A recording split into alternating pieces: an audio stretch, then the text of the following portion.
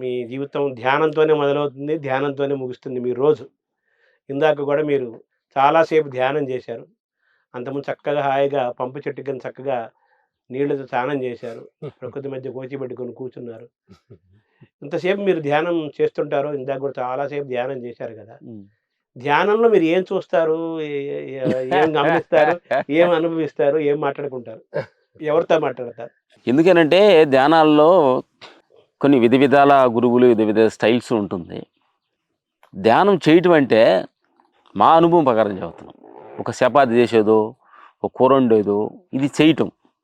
ధ్యానం చేసేది కాదు, ధ్యానాన్ని అనుభవించేది.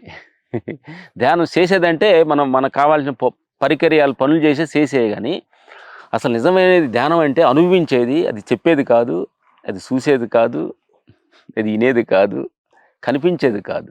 ధ్యానంలో మీరు ఆనందాన్ని పొందుతారా? ఇప్పుడు ఏంటంటే ఆనందంలో 2 రకాల ఆనందాలు ఉన్నాయి.